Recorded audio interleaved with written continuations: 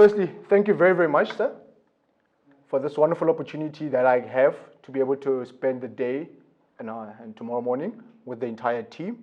It's really very, very few practices across the world basically invest in training their staff.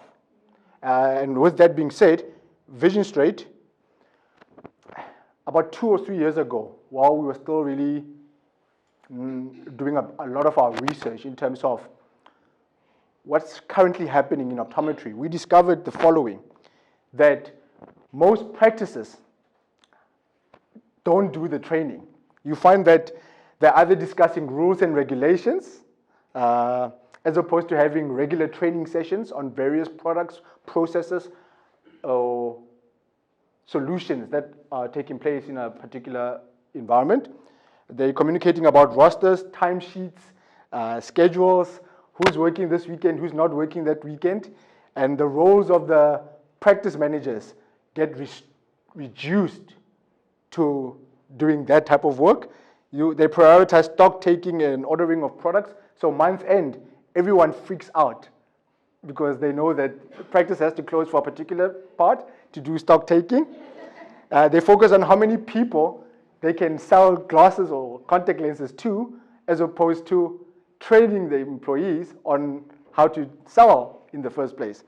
They look at cost-saving strategies versus profit-making opportunities. Makes absolutely no sense what I've just said, probably. We'll explain that a bit later. They prioritize processes instead of the people.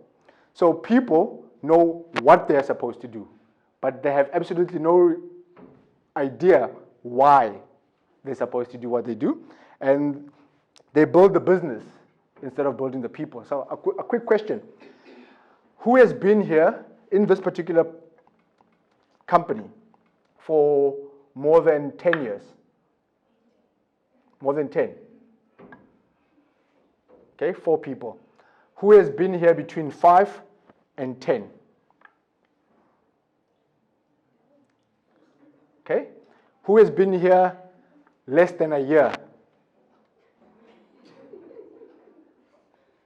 Very interesting. The history of the practice goes back more than 50 years.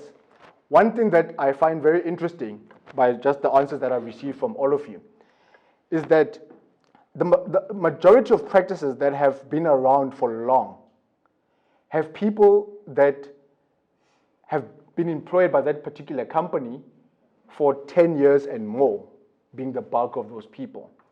They have seen a lot of changes taking place in the industry. But you find that some practices, they don't do enough training. And so the person is that they become an expert at doing the same thing, and they don't grow. Does that make sense?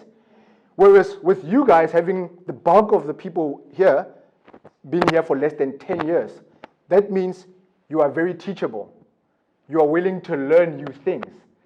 And with the people that have been here longer and the people who have recently joined the company, when you work together, you bridge the gap between what you all need to learn versus the experienced individuals who have seen the practice go through ups, downs, and then do this. So learn from those that have been around, because they can teach you a lot of things that you will never find in a textbook. I walked into a practice in the UK. This one lady, she had been there, I think, close to 40 years. She specializes in one thing. She knows the names of each and every single person that walks into the practice, including the dogs, the cats. They know each and every single person, because over those years, she did not focus a lot on what the practice does. She focused a lot on building relationships, connecting with the people that come to the practice. And so that has resulted in a person moves from one part of the UK to another part of the UK, but every year they keep coming back to that practice for all their eye care related needs. So optometry goes beyond the stuff that we do on a day-to-day basis. with everything that is happening around us, we need to evolve to being more people-orientated as opposed to just being practice-orientated all the time. How many people have read our book or books? Just by a show of hands.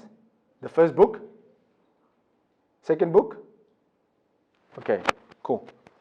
All right, so this is basically the stuff that we found in our research. And so what Visionstryt is all about, we believe that optometry has three components to it. It's got an academic component, a clinical component, and a business component. In university, a lot of investment is spent in the academic and clinical components of optometry, and not so much on the business side of optometry. And because of that, the majority of optometrists don't know where to start when it has to do with training of staff, sales training. In majority of practices, you'll find people being referred to as eyewear consultants or optical assistants. But it's very seldom you walk into a practice and you hear someone say, I'm a sales consultant. Does that make sense? We are in the business of educating our patients, obviously, when they come to our practices, performing tests that will produce the results that we need to know how we should manage them. But once they walk out of that test room into the main area, it's all retail. So how our eyewear consultant will think of things will be completely different from how a sales consultant will be thinking of things. Mr. Rodder mentioned earlier on that one thing that he believes and the company believes in is that don't have a lot of specialists in the business. So you won't find a situation where you have only been doing one thing 3 years down the line. So a lot of your responsibilities will rotate amongst you guys. So you'll get an opportunity to be in dispensing. You'll get an opportunity to become a clinical assistant. You'll get an opportunity to be on an administrative side of things. And so today, by the end of the afternoon, I really hope that whatever role that you have been specializing in, you will find ways or better ways or new ways that you can expand on what you already know. But in areas where you feel like, you know what, I'm not really strong on product selection when it comes to the frames. I'm not really strong on communicating with patients that come to the practice. I wish I could just work at the office at the back of the practice. That we will all be able to get to another level, that when we go back into the practices on Monday, we'll be operating on a whole different level of excellence. Cool. So with regards the research, with regards to the academic phase, there's certain things that the optometrist is responsible for. We also refer to it as the educational phase. And so I've put a bunch of questions here, and let's open it up to you guys. On a daily basis, before I even get there, because optometry has the educational, health, and retail component, we were taught in school that people that come to the practice are patients. But because it's got three components, you'll find that for those who have read our book, we mention a lot in the book that we actually refer to them as consumers. And then within consumers, you have patients, customers, and clients. And so there's certain responsibilities that the optometrist and the dispensers have with regards to the patient, or the academic phase, the clinical phase, with regards to what customers are doing, and the sales phase with regards to what you're all getting involved in. So there's a role to play for everyone. So for example, when a person comes into your practice and says, how much does it cost to get my eyes tested here? What do you guys normally say? Tell them the price. You tell them the price, right? Do you ever find yourself saying, is it cash or medical aid? Yes. Right? And then what else? Do you just leave it at, and then I say it's cash, and then you tell me the price, and you say 400 rands, for example. Yes, ma'am? Also, I tend to offer patients our package rates as well that we have. Mm-hmm. Sometimes patients will say on the phone, yes, but it might be a little bit pricey for me, so I don't have a lot of money, so what can you offer me? Well, we can offer you a single vision package rate which includes your eye test frame and standard single vision lenses at a much reduced rate. You get the same quality, but at the end of the day, we're just taking care of you. And Perfect. yeah. Perfect. Anyone else? That's very, very good. Now, over and above that, when when a person asks you a question, always put yourself in a situation where you're asking yourself why that person is asking you that question. So when a person says, how much do you guys charge for an eye test? That means they're thinking about getting their eyes tested. That means that particular individual does not belong to a particular practice. They just know that they have a problem with their eyes and something needs to be done about it. And so when a person, over and above what you just said, when a person, and what you have just said, the price is so much, this is what the eye test involves. So move away from it just being a conversation about the price of the eye test, because that's what not that person is actually asking. What they're really asking is the amount that you're going to say, does it correspond with what I'm going to get out of it? So a lot of the times, we don't really get into much detail regarding what the eye test involves. And so on a weekly basis or on a monthly basis, whichever way, this is how we actually see training.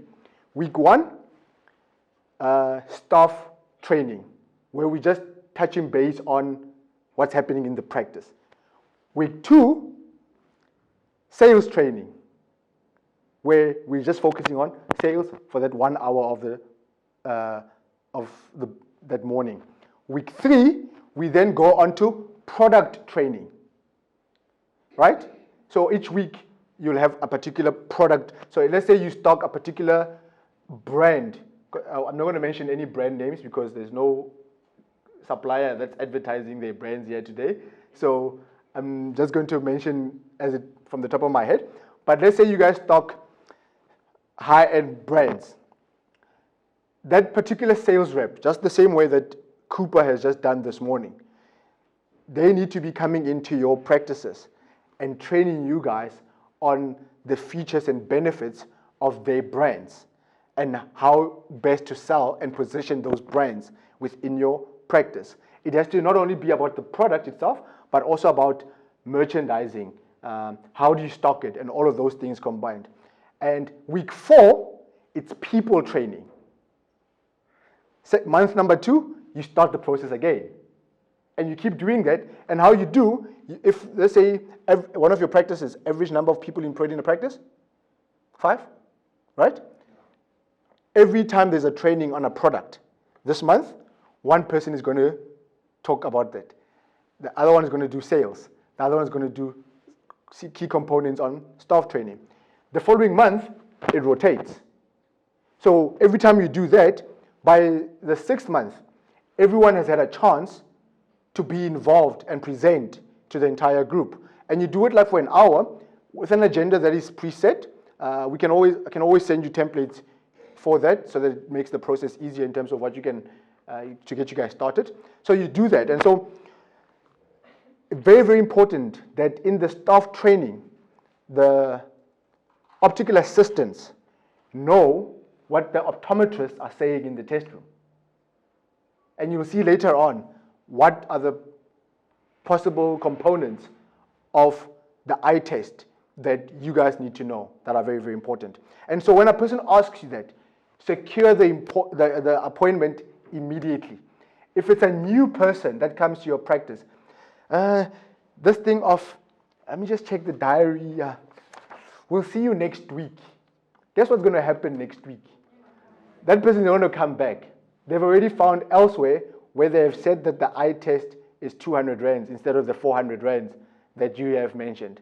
And because it's been now about price, in the back of their mind is, if those ones can do it at 200 rands, why am I going to spend 400 rands there? However, once you have explained what's involved in it, and you said 400 rands, or let's say 800 rands, and they go elsewhere and they hear 200 rands, at the back of their mind, they're thinking, clearly I'm going to get 200 rands worth of services there, as opposed to 400 rands worth of services there. Make sense? So always think of answers in that manner as to why someone is asking you that. Right? So the other thing, can I please get a quotation on the following, like spectacles, single vision, bifocal, multifocal, coatings, tints? Do you guys have specific price points within the practice, or you always go to a file that you look at the file? So let me put it this way. For anyone who has been working here for more than, let's be reasonable, for more than a year, right? There's absolutely no reason whatsoever why, when a person asks you for a quotation on a pair of multifocals with anti-glare transitions, and they are using cash, or even if it's medical aid, you're not going to see 30, there are certain medical aids that you work with on a day-to-day basis, depending on where your practice is located. So if it's a certain medical aid that you're constantly working with, you have to, if you've been working here for more than a year, you have to know the combination price, right, when it's cash on what I've just mentioned, as well as 2 other additional medical aids that you work with the most. Does that make sense? And on top of that, you then know that the biggest mistake that the majority of practices do is that they focus on, they don't want to sound too expensive when they're talking about the extras. So what do? They're talking about the cheapest anti-glare coating, the cheapest coats, the cheapest material. And so the time the optometrist needs to now see the patient, they are restricted with regards to what information that they can share with the particular patient. And so very, very important that you know what the price is of your best material. The price is of your best tints and coatings and frames versus the price of those that are less expensive. And you have your price range. Very, very important.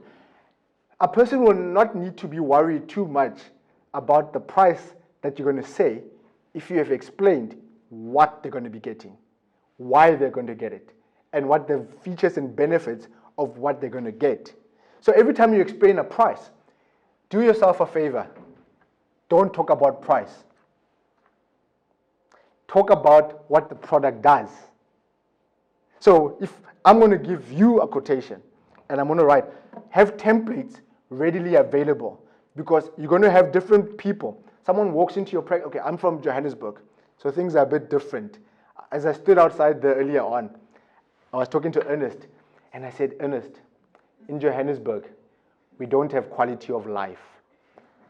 Like, I was just watching people running out there with their dogs, and I'm like, there's no quality of life there.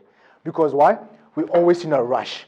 So what happens in Joburg, when a person comes and they're asking for a quotation, ideally, you will need a preset template that already has the products listed so that you can quickly write the price down for someone who's in a hurry. But perhaps here in East London, things might be different. When a person comes to your practice, they have a bit more time because they're not always in a rush. So sit them down. Sit them down. Whenever you're going to talk to someone about anything that has to do with money, sit them down. Get them relaxed and explain, this is what we do here. This is the benefits of the product that we sell.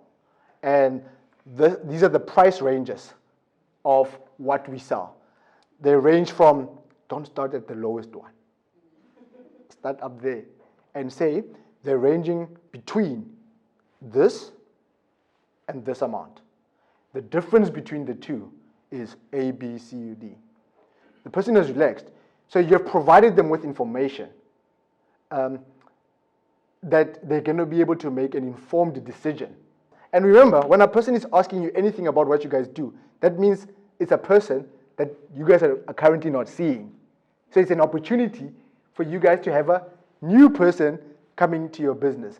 That new person comes with 5 or 7 other new people, depending on the level of service and excellence that they experience in your business. I'll go quickly with this. I sit in front of a computer for the whole day, and I think it has an impact on my eyes. Do you guys know what computer vision syndrome is? If you don't know, please, if you're sitting next to an optometrist right now, please pinch that optometrist, because that was the responsibility of that particular optometrist to train you on various things that are affecting people on a regular basis. Right? Who are the optometrists here? Please raise your hands. All right. Any optical dispensers? Okay. With the optometrist, I might say things. Please help me out here. Don't leave me out hanging, because I'm leaving on tomorrow, right? We don't want a situation whereby, we've compressed this training. When we did this training, it used to be like a 2 or 3 day event. So we've compressed it. So I might go quick on certain areas, I might go slow on certain areas, but we're actually sharing a lot of information. If there's stuff that I'm saying that you're dealing with on a regular basis in your particular practice, let us actually share with one another here, so that you don't find a situation whereby by next week Thursday, everything that I've said today has been forgotten.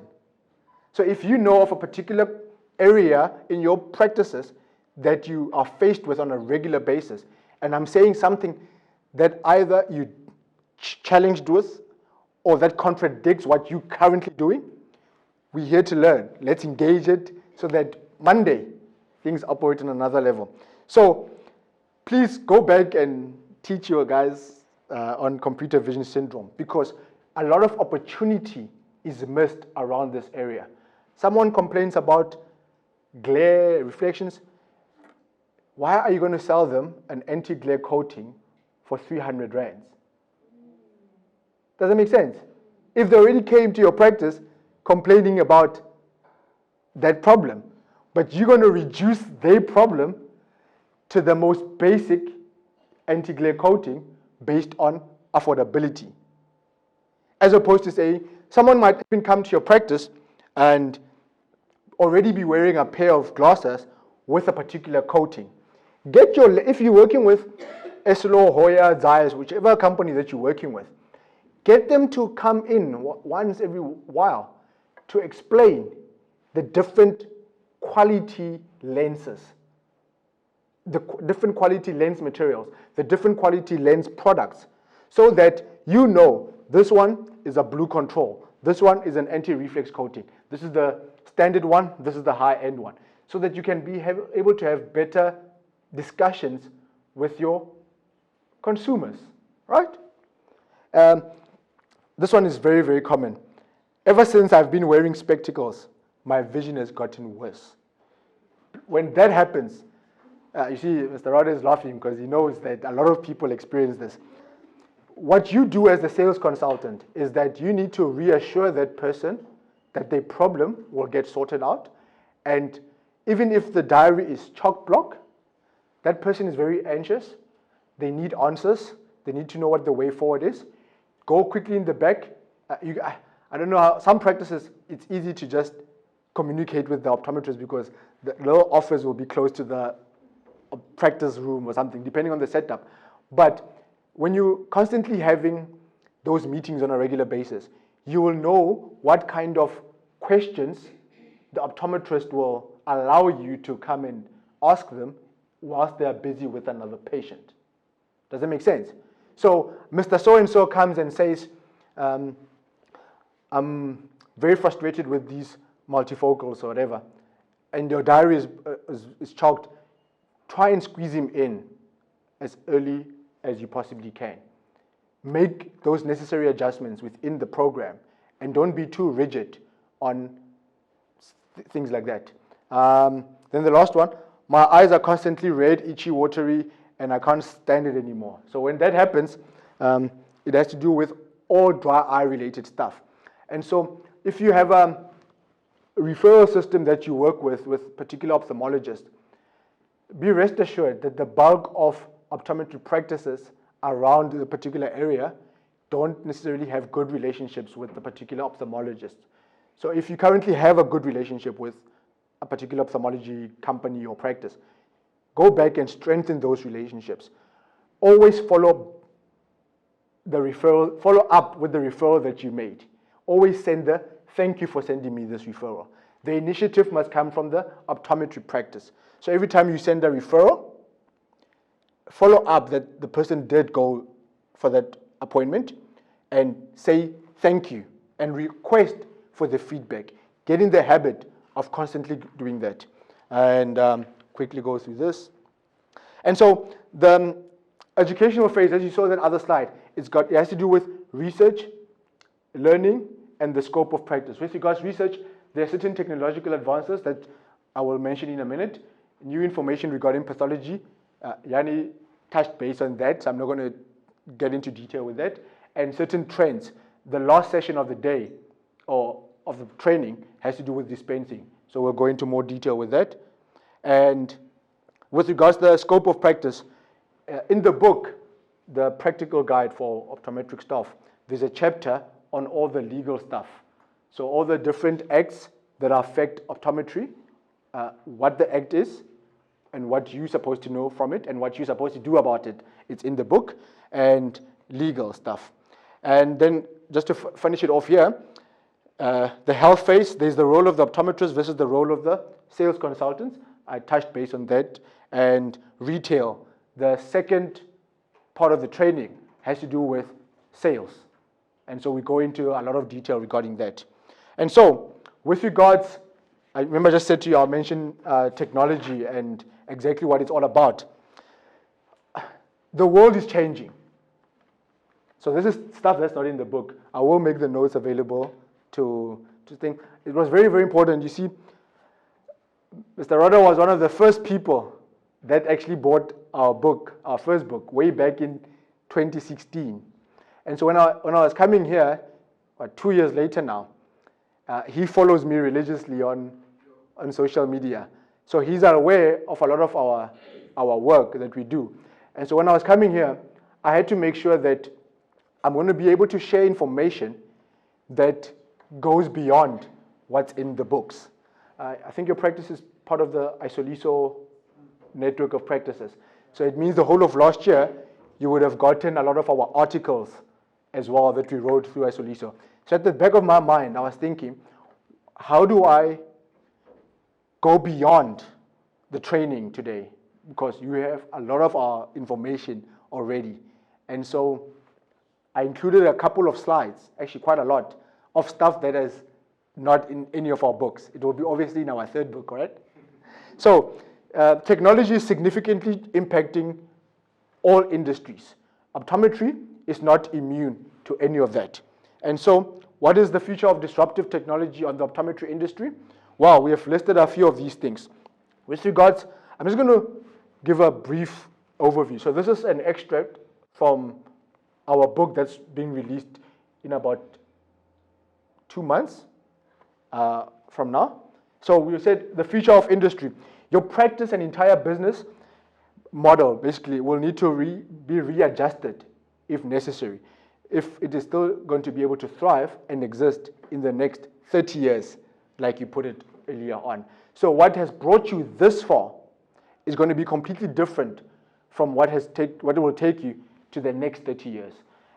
With regards economic uncertainties, your practice needs to offer products, services, and solutions that add significant value to the end user as a whole. And so what are the critical components within your business that needs to be established? So with all this technology information that you see happening all the time, one thing that is standing out more than anything is that people are going backwards with regards how things used to be in the beginning. So as much as technology is increasing, the bulk of people are struggling to keep up. They're forgetting about value. They're forgetting about the human touch. That is very, very important. And so when things change and people are making all these crazy decisions and all that, when you communicate with that consumer in front of you, be real, be authentic, be genuine, don't be so focused on trying to sell people stuff. Does that make sense? So always just think of it like that. Global trends, you need to do a needs analysis of your practice in terms of what it offers to the consumers. And so that's very, very important. Artificial intelligence, you need to reposition your practice and prepare it for what's going to come. So be aware, Google stuff in your free or spare time in terms of what artificial intelligence is taking place with regards to optometry. Technological advances, what are the technological advances that your business will need to embrace over the next few years? It might be how you do your appointments. It might be how you capture data on your computer, whatever it is. Innovation, what innovative product solutions or services is the business getting involved with at the current moment? Customization, your business might need to get to a point where you do more bespoke products and services or more customized things in the manner of how can your practice be more convenient? How can you get the products to patients or customers or clients at the time that they want it, on the day that they want it, in the manner in which they want it? Perhaps this approach might be something that you guys have to consider. The Internet of Things is going to affect your business in one way or another. And so what platforms of connectivity, for example, I try to, I don't know if I'm supposed to say this here or just between Mr. Rada and myself, but it's a safe environment because we've already established that it's going to be a learning phase. But in my preparation for today, Mr. Rada, I Googled the practice and I couldn't find much. I wanted to hide. And then I got here very early this morning and I saw David there with his biceps and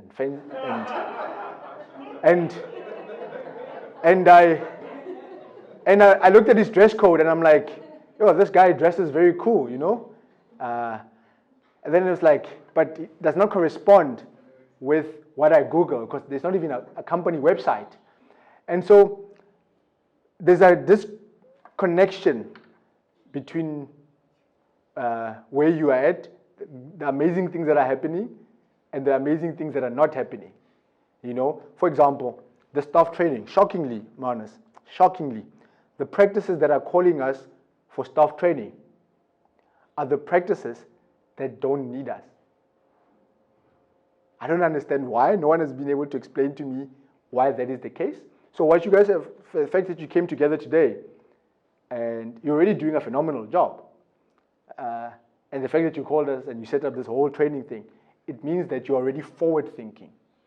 So let it not stop there. Let it be forward thinking in the various components, because with regards the internet, for example, there's a wide range of people that don't approach things in the manner in which they used to 10 years ago.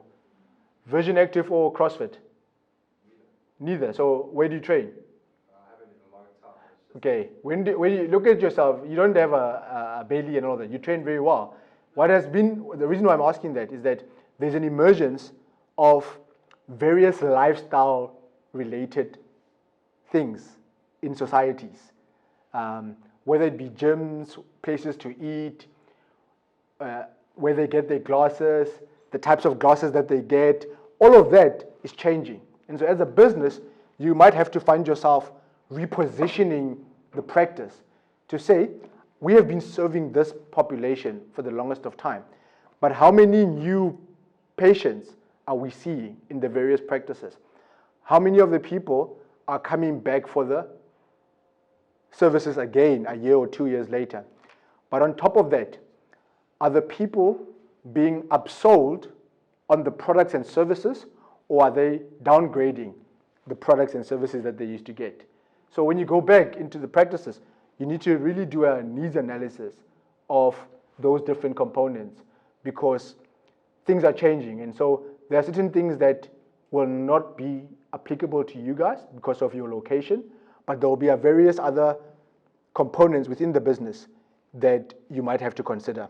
And then disruptive technology, don't fear it.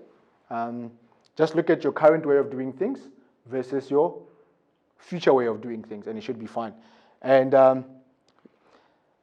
all these different components of optometry are based on 6 principles that we believe in should exist in practices. It's detailed in the book, the first book, I think. It's excellence and efficiency, number 1. Accountability and leadership. Great service delivery. Increased productivity and profit margins.